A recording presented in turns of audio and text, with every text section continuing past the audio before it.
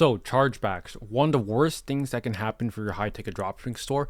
But I've learned and gotten chargebacks to a specific science where I can teach you exactly how to prevent chargebacks from ever happening to your store.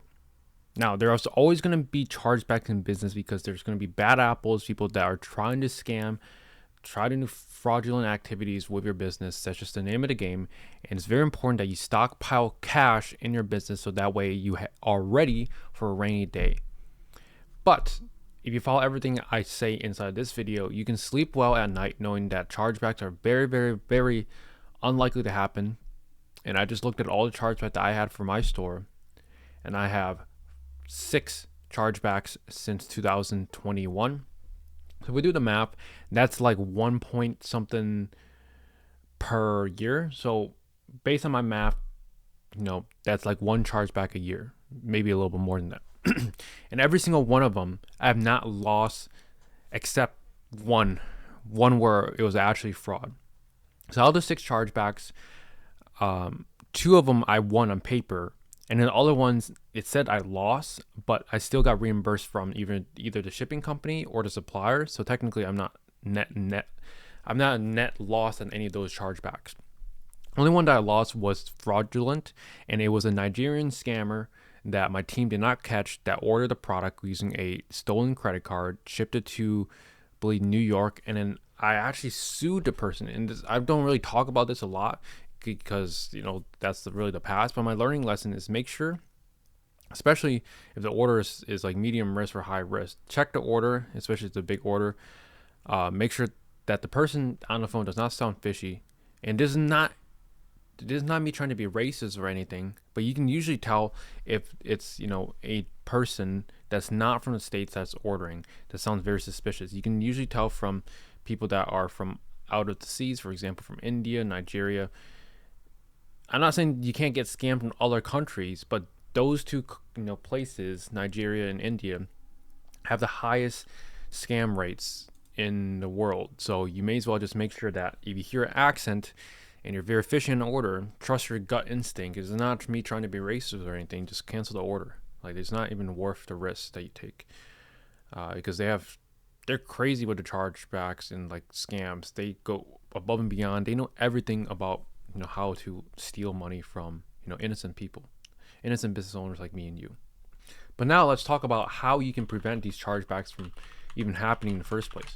Well, I have 2 website examples. Number 1 is going to be Elite Patio Direct, and number 2 is going to be Select Fitness USA. We're going to talk about the ways that you can prevent chargebacks from ever happening, and it's really just 4 steps. Number 1 is going to be your policy pages. Okay, with your policies, make sure that they are very clear. So go to Elite Patio Direct's policies right here. It has everything. You can click here to jump to the specific part inside the policy. If you don't know how to do this, you can use ChatGPT to help you with this. Shipping policy, it goes over the shipping policy, return policy. So make sure your policy. I would just look at this site. They have a really good policy. It's built out. I basically based my site off this site in terms of the policy. I obviously edited everything to my specific niche and everything, but I use this as a base. Select Fitness, I don't really look at their policies. I haven't really looked at them, but they've been around for quite some time, so I know everything is very, very well built. So if you go to something, the policies aren't really, they don't have, yeah, there we go, returns and refunds. Theirs is also very, very clear. So I would just model after these sites in terms of your policies. That's number 1. Number 1 way to have chargebacks, to win chargebacks, is just to prevent chargebacks from ever happening in the first place. My last chargeback was last year, June 2024. So it's almost June 2025. Give it like a week or so. So I haven't had a chargeback in a year, and I've nailed it down to these 4 things that you can prevent chargebacks from ever happening. And I only lost money on 1 chargeback that was fraudulent. So policies, customer service, which is number 2. Make sure that you're actually providing good customer service to the customer. And the best way to prevent chargebacks from ever happening is to update the customer of where their order is at. So give them text updates, email updates, and things like that. Make sure your descriptions are also very accurate in terms of the products that you're selling. For example, if you're selling Nuke Barbecue, make sure that if it doesn't come with a shovel, cover, or poker, then you make sure that's displayed on the actual images and in the description, so that way customers can know that they know exactly what they're getting. So descriptions, titles, and all that, that's also very important. If it's not free shipping, do not put free shipping. Only put free shipping when there's actually free shipping. And the fourth way to prevent chargebacks from ever happening is you need a CRM to track all your leads and your orders, okay? Especially for orders, because that's where chargebacks happen. So some sort of CRM, like you can use Trello, you can use Asana, you can use ClickUp. I use PeakFlow CRM. That's exclusive software, exclusive to our clients inside of our coaching program. But you can use other softwares as well. If you're on a budget, you can use Trello. That was the one I used to use before. And with Trello, you can easily organize all your orders, your leads, all in one place, and then use Trello to move the cards if it's like a new order, if it's sent to the supplier, if it's already paid, if it's already shipped. You need to have lists, so that way you can update all your suppliers and all your orders all in one place. So that's really the best way to organize all your products in your orders all in one place, is using some sort of CRM like Trello, Asana, ClickUp. So those four are really the best ways to prevent chargebacks from ever happening with your store. But other factors besides those four, like policies, customer service, accurate descriptions, and CRM, is really just enforcing those policies. And if you do have a chargeback that happens, which we just talked about how to prevent them, to win chargebacks, you need to use logic. You cannot use emotion inside of chargeback responses. Make sure you state exactly where the customer is wrong. You state exactly where your policies are enforced. So make sure your policies are not just in the footer, but they're also up here, but they're also in the product pages if possible, like here, shipping and returns. And then they also should be in the cart page, or on the checkout page as well. So if we go to checkout, they should also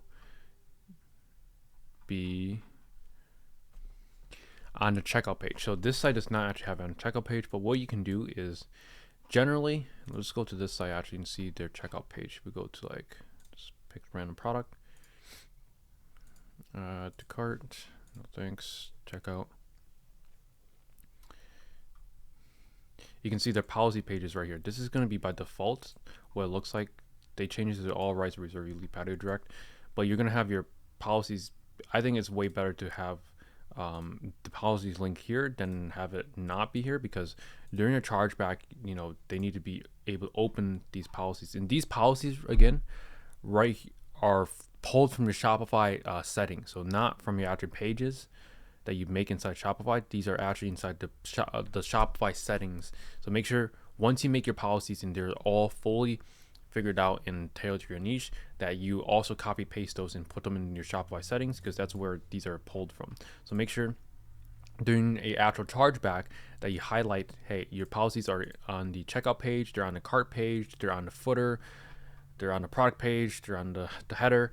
They need to be everywhere so customers will know. But not only that, that's really just to protect you from chargebacks and how to win the cases. That's how I use those elements on my website to win chargebacks. So with that being said, that's it in terms of how to prevent chargebacks. The best way to prevent that is, again, policies, customer service, accurate description, CRM.